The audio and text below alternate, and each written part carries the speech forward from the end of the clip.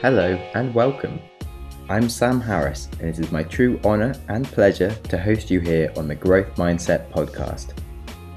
I talk to amazing individuals about how they achieve their dreams and break down the strategies it takes to lead explosive tech businesses to being paid to travel the world. I deep dive into topics such as Bitcoin and fintech, or just how to get stuff done, with the goal of increasing our own collective wisdom and making us all happier, healthier, and wealthier. Who doesn't want that?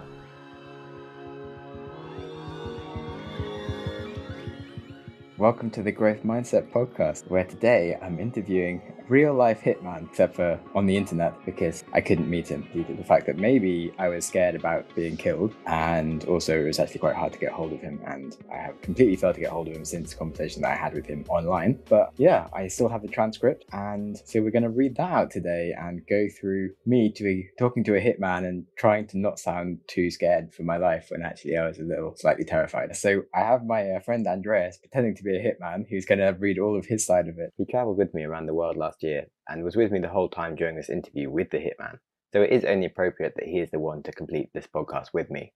Also, he handily has a very slightly computer-like voice, and I often tell him he sounds a bit like Stephen Hawking, so we don't actually need to apply any voice effects to him, which is fabulous.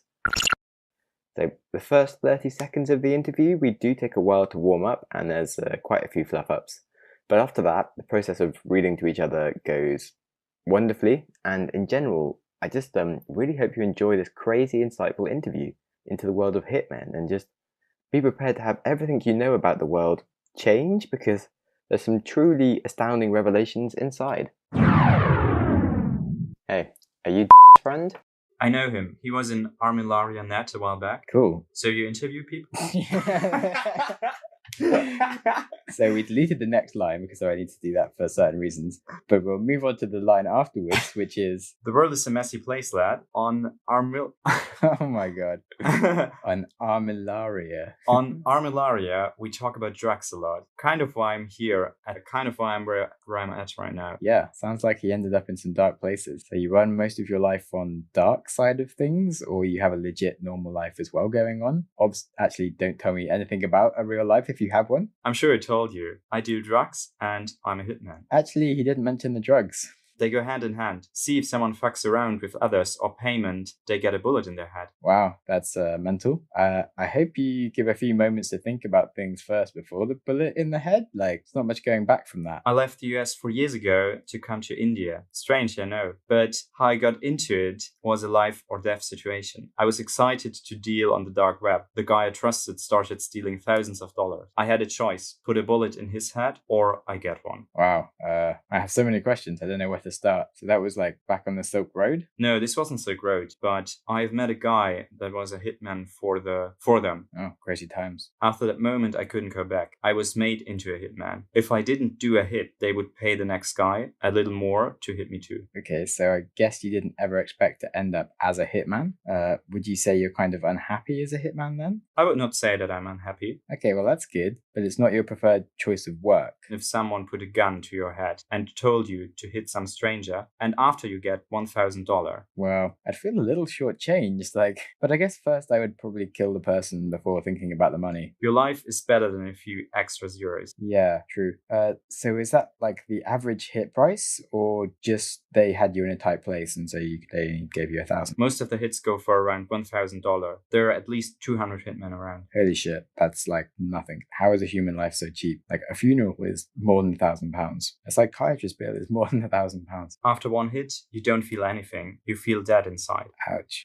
So you felt that way since your first hit? It was harder with him because I knew him. It haunts me. I still see his face every day. Oh man.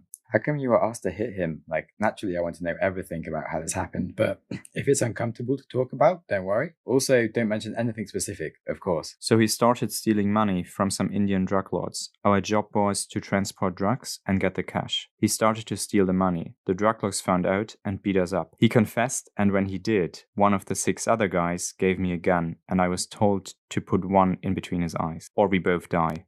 It was so they could make me scared and listen to them. Wow. That's intense. I hope you don't feel responsible. He shouldn't have risked it. And of course, they shouldn't have wanted him killed. So it's not really your fault. He even told me to pull the trigger. He looked me in the eyes and said, "We will both die if I don't." Those words and his face haunt me. But the other people I hit was easy. I don't know them. Wow, the brain is weird. So, are they still your employer, or do you work freelance now? I work for them still. It's good pay, I get to party hard, and if I leave, they will kill me. Well, as long as you're still enjoying the partying, I guess that's all right. I totally can't deal with hangovers anymore, and I'm not even 30. So I've told you a bit about me. What about you? So do you interview hackers and hitmen? Well, I do now. Actually, technically, the first person I interviewed was the CEO of an Uber for Prostitutes app that me and my friend were kind of doing the same style business, and I wanted to know more about it. But then I realized that I just really liked interviewing people. But yeah, up to now, mostly CEOs and nomads and scientists and yoga gurus and cool stuff. But my mum was the first one. How do you interview them? Well, normally we sit in a room together and record an audio chat for a podcast. So I'm actually going to India next month if you want to meet in a random location that is in no way related to where you live. But also just text interview is more than interesting enough. Is this podcast online? I'm going to North Korea actually in 2 weeks to do some interviews there. But yes, the podcast is online. We can meet. Location will have to be in a moving car, in a busy area. Well, I'm visiting Bangalore and New Delhi, but I was thinking maybe I could just write a blog or find a friend to read out your side of the transcript and release as a podcast, because that would still be awesome. What is your podcast? growthmindsetpodcast.com. I have no interest in publishing anything you don't want me to, and you know who I am now, so yeah, totally up to you. I will be in touch. And at this point, he goes offline. And this leaves me with the slightly creepy "I will be in touch" message. And I just sort of sit there being like, I'm being researched and perhaps something bad's going to happen. And it was all a little bit scary. And then Andreas, who is kindly playing the part of the hitman, basically hugged me for about 20 minutes and wouldn't let me go and be like, bro, you're going to die. Bro. It was like, and you could let it go now. I was kind of feeling quite cool about myself interviewing a hitman, and it's sort of ruining my cred. This is not what I imagined. I was all like, I'm in the MI6. I'm going to be going to Bangalore and like interviewing crazy people in their cars. And instead I'm being hugged by a gay German, being told I'm going to die and really bad. But anyway, that all worked itself out after 20 minutes when the man came back online and we started talking further about the lives and adventures of a hitman.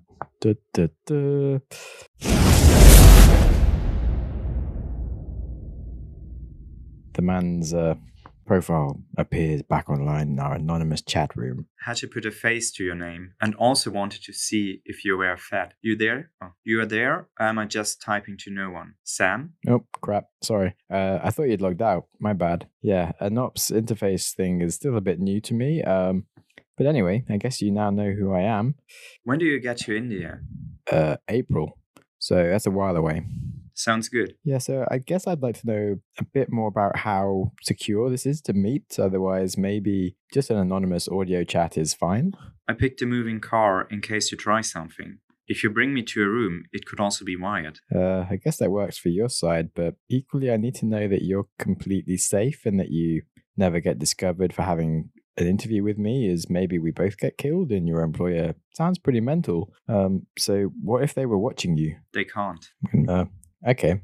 I guess I don't want to ever know anything about them or you in terms of specifics, but still, how would they know you didn't say something you shouldn't have? Like, can you explain the process a bit more, or how they just can't be in on the details and to help put my mind at rest? We are talking on IRC. It's only us in this room. Yeah, but I mean, if they ever have they ever followed you in real life? They would only do that if they're having bad thoughts, and so far so good. Okay, well, I don't want to be another person that you end up having to put a bullet in their head. Is there any way I can protect myself further without giving any risk to you? Worst case is we are driving and someone tries a drive-by. I can say I'm meeting with a friend and they will believe me. Okay, and the normal people they kill are generally Indian drug-related people, or have they killed tourists before? Could be anything. I don't know details. Oh well. If you're cool with things, we can keep talking and work out general things that are safe and not safe to mention and work out the best plan for a potential meeting then. I did work in the BBC for a while, so was going to get some advice on that anyway. And we'll ask if they have any tips on the interviewee and interviewer so that we can both stay safe. We could do that. If I give you a location of a hit, you should go near it. But stay away from people, because bullets can fly. Have your camera ready? Okay. I mean, I'm happy to stay pretty underground, but what happens if I get an image of you, though? No, we meet in a moving car, and I'm wearing a motorbike helmet. Okay. If you see my face, what's going to stop you from telling anyone? Well, the fact you could kill me is a pretty strong deterrent, but I'd rather just not see your face. I was meaning after the meet. Ah. Have you ever told your story before? Yeah. I've told my stories on IRC before. There are a lot of hitmen like me. Worse, people who also do it for fun. It can be almost like a high. Wow. Yeah, I can imagine it feels pretty amazing in some way looking at people and knowing that you could just kill them, I guess. It's crazy. Your finger just needs to move a few centimeters and someone is dead. Crikey, that's weird. Have you ever killed someone you weren't contracted to kill? Yes, I have. Sometimes, if they are also in crowded areas, they duck with everyone else. Some people are unlucky to catch a bullet. Shit. Have many people ever managed to get away from your employers after they've decided to order a hit on them? Do you mean escape a hit? Yes. If someone is willing to pay, they will always find the person. That's creepy. So basically, don't piss them off. End of story, which is fine by me, by the way. People get hit for cheating on partners. Hitman prices are about $1,000 to $10,000. There are over 400 hitmen. Jeez, I thought hitmen would be paid like 100K to like $1 million and be flying on jets around the world with hidden identities.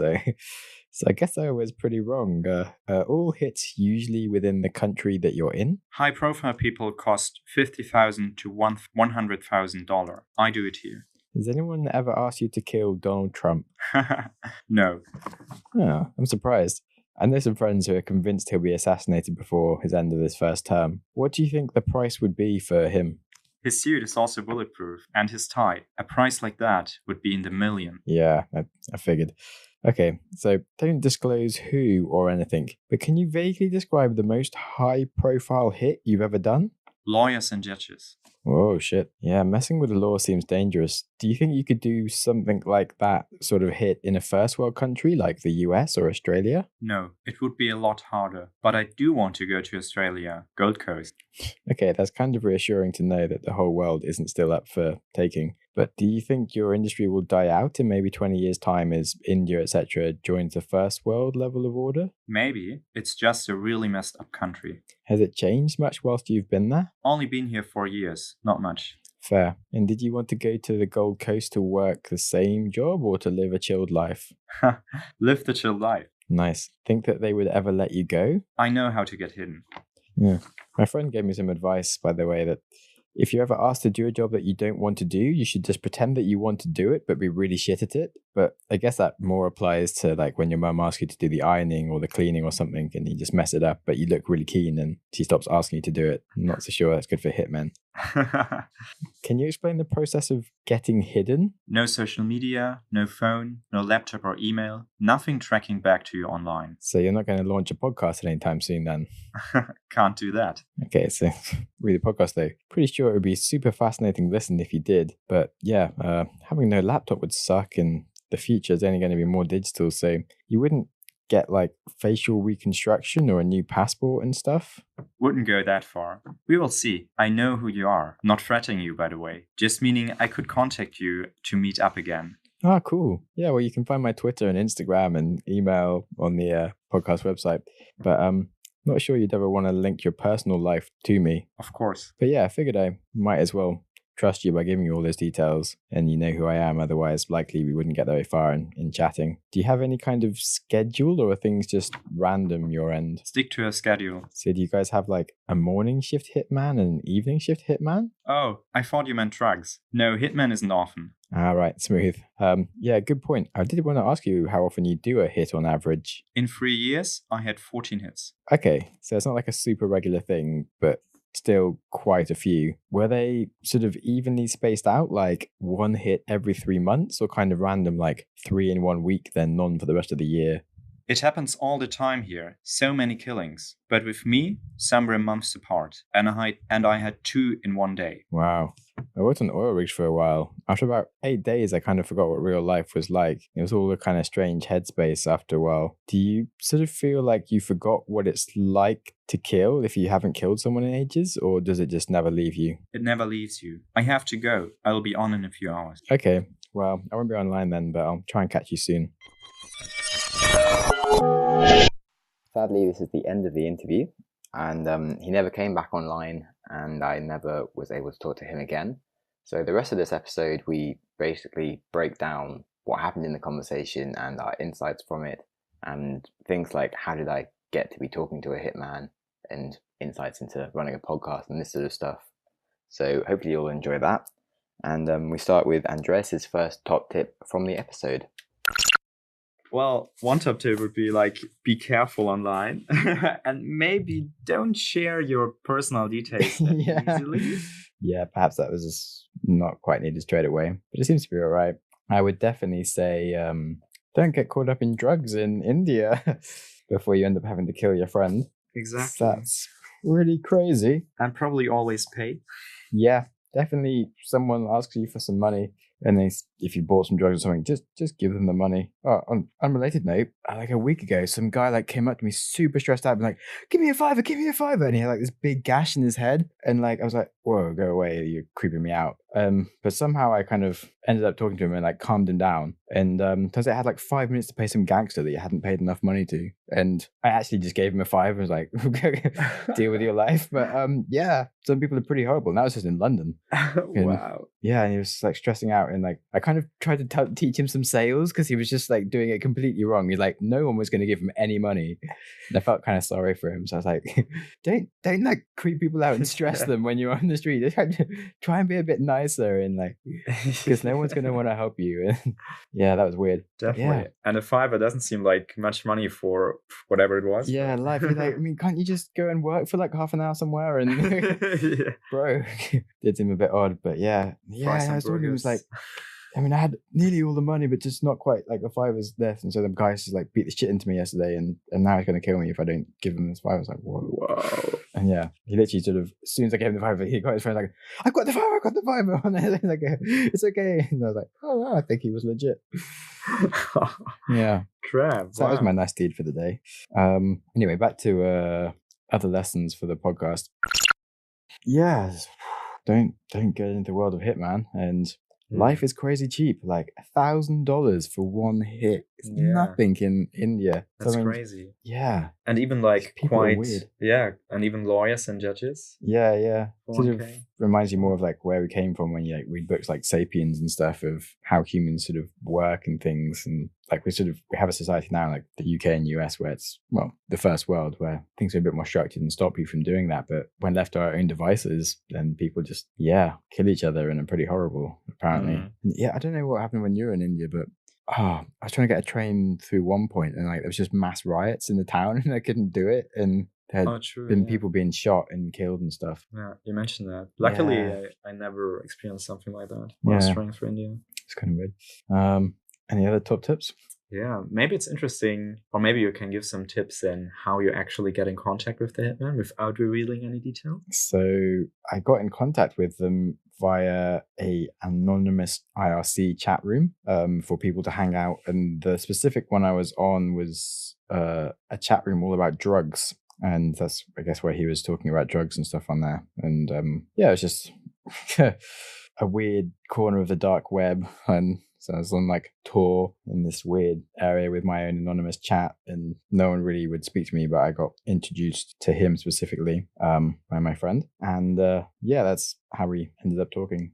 But I haven't really done much else there because I haven't got any. You need to be in the podcast before when I was talking to the hacker, you need to be in those networks for a while for people to trust you. So I can't really just go in and talk to anyone about anything because they'll just sort of instantly not trust me. And if I sort of share the details of my website or something, then I'll probably just end up with my website being taken down or something bad. So I don't really feel like going in just sort of recklessly. So maybe if I can build some reputation, I could find some more mental people. But I don't know. I remember when we recorded it feeling quite like I was on the dangerous side of a cliff. if maybe I couldn't get back kind of thing. So I was like, yeah, maybe I can't get back to the normal world if I go too far down this route. And it's sort of now, after a few months, I've sort of completely forgotten about that feeling.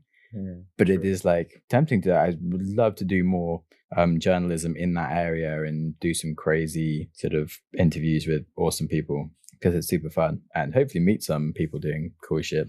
When I was in the US, I ended up staying a night in a house with a bunch of drug dealers by accident, and that was quite fun. It was quite. I was trying to find an organic farm to work on, and I was in like the deep south of California. But that didn't work out then.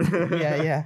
And like, so I knocked on these guys' doors, I gave them the name of this farm. They had no idea what I was talking about, but it was like really late, and I was lost. And they're like, "Oh, you just stay here the night." And then sort of later they got like put a ton of drugs. Like, "Oh, you don't just get high with us." I was like, okay, maybe. I mean, I was still like 19 and kind of getting high quite often at that point. And then some people came, and then like they bought drugs and they left, and I was like, oh, and they're like, yeah, we're drug dealers. It's fine, but you shouldn't go anywhere else because it's super dangerous around here, man. Stay with us, it's fine.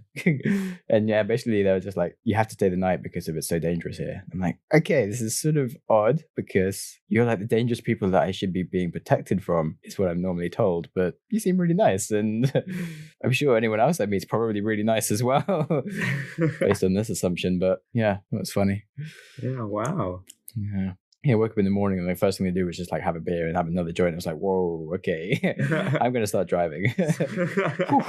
But I'm still friends with them on Facebook. They're nice guys. Oh, really? Yeah, that's so funny. Podcast. Yeah, maybe you should. Yeah, it's a legend. Nice. Cool. Yeah, it's quite interesting actually how much people can get to know about you just over the internet. Like when they get your website, they can like check. I think they also get your address, right? Because of your domain. Yeah. And all these things. So yeah, it's kind of worrying. Yeah, the amount of data and trails that you have just around everything you do is kind of freaky. Yeah. Should we even mention that you can get your address like with your domain? Because on the podcast, people want to send me some nice mail. I run a good postcard marketing system. If you want to send me a postcard, first one will be free, so that'd be fun for you. Postery.com, POSTARY.com. Yeah, with the ease of sending an email, you can send me a postcard. So that's cool. Yeah, but only postcards via Postery. Yeah, obviously. Send me a real postcard, like handwritten. Jeez. Who does that? Takes too long. Yeah.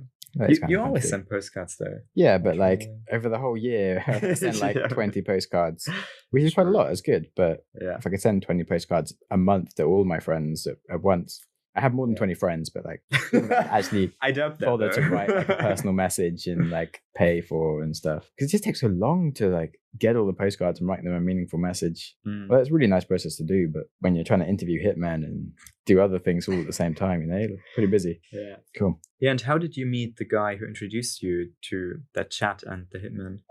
Yeah, so basically staying in a hostel, and turns out this other guy in our room was we had this like really crappy internet network, and you only had like 100 megabytes or something before you got kicked off, and you only had like 100 megabytes per night. But this guy was a hacker, and he just sort of hacked onto the Wi-Fi so he could just get unlimited Wi-Fi, and he was just talking about that. And so I talked to him a bit more about the hacking, and then found out that he'd done things like stealing Bitcoin and other stuff, and was like, holy crap. So first thing I did was shut my PC down and everything, and like I didn't trust him at all. But I did ask to do a podcast with him, and then turns out we then had the podcast that was on the show last week, and he was a really cool guy and nice to people and doesn't steal Bitcoin or anything so malicious anymore, and doesn't ever do anything bad with people who vaguely know him at all as well. So that's makes it easier to trust him. Then yeah, he showed me some other cool hacks and things after we did the podcast, and he introduced me to this hitman because he thought he'd be a really interesting person to interview, basically. Well, to answer the question was just traveling through hostels and finding people that seem to have any kind of something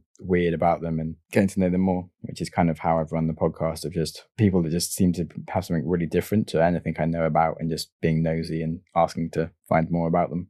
Yeah, so we recorded this podcast in the hostel room as well. Well, I had this conversation in the hostel room after the hacker had left, and Yeah, it was really late at night that he actually came online, which is why I said I wasn't going to be online when he came back, because, yeah, I wasn't going to stay up until 4 a.m. Sorry. Although the podcast would have been good, I just assumed I would have got to talk to him more. But yeah, it was really, really tense because we actually had to wait for him to type. He was quite slow at typing, and so I had to re-edit the transcript to make it sort of flow better, because if it's actually, you know how you have like those MSN chats or WhatsApps where everything's sort of like you have different conversations going on at the same time. But yeah, it was super tense because of obviously I've never spoken to a hitman before, and I'm just like, holy shit, this guy kills people for like $1,000. Oh my god, oh my god. And Jess was just sort of over my shoulder the whole time, like, what the fuck? Oh my god, I can't believe this is happening.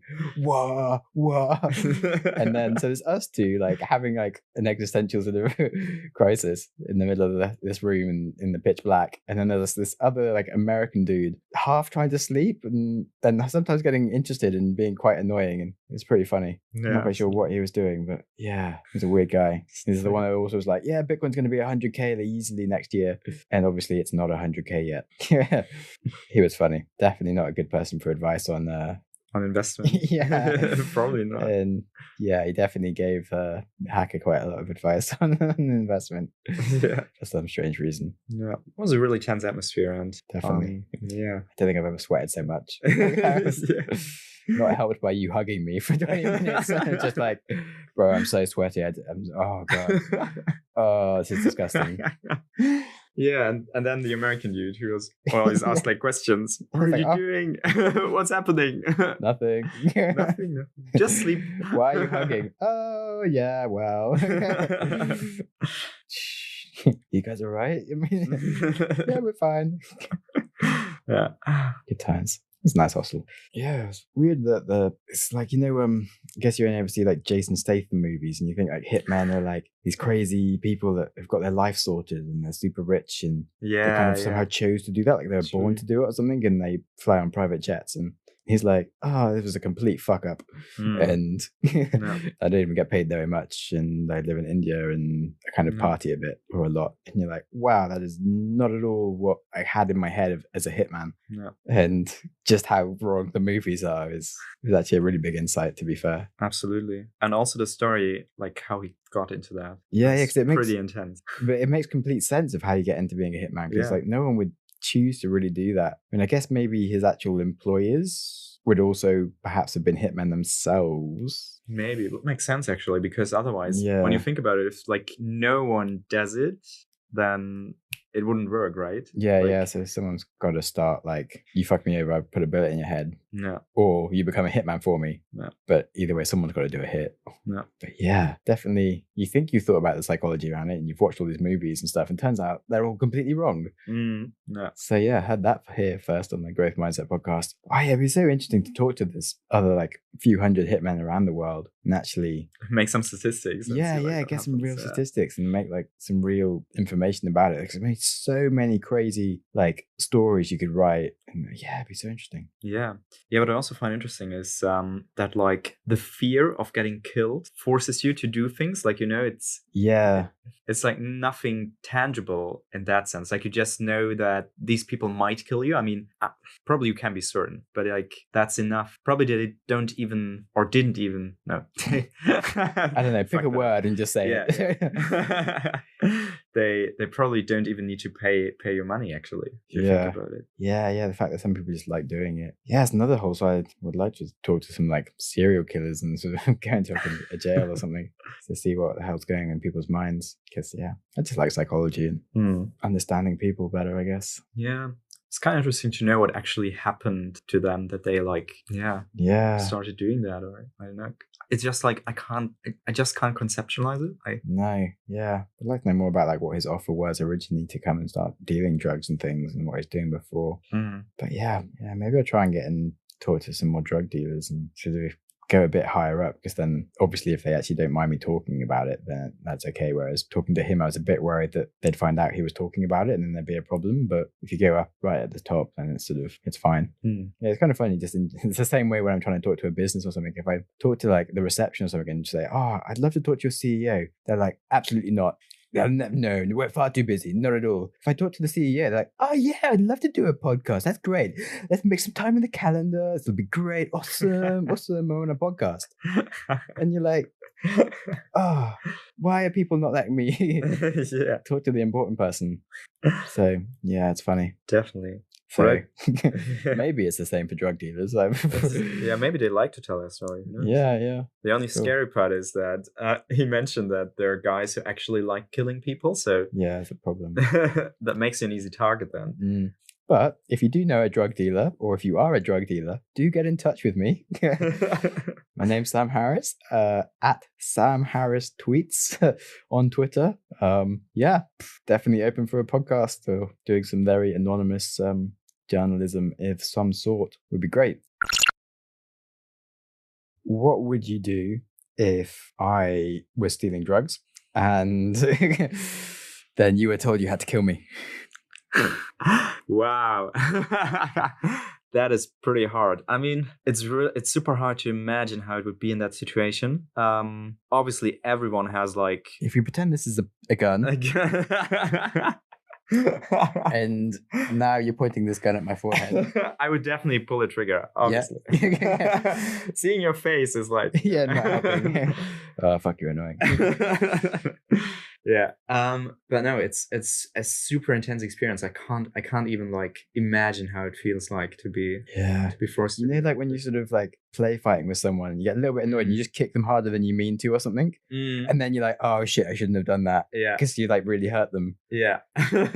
And you can't get back and it feels bad. But like with a gun or a knife or something, it's just like, I don't know, I've never known like what it's like to really, really, really hurt or kill someone. Yeah, absolutely. But yeah. Whew. That's pretty intense. But like from a rational point of view, it doesn't make a difference, right? Like if you don't pull the trigger, they will kill both of you, so he will die anyways. Yeah. But knowing that you did it is just like, annoying. Pretty shit. Pretty fucked up. Well, on the that lovely note, maybe we've had enough talking.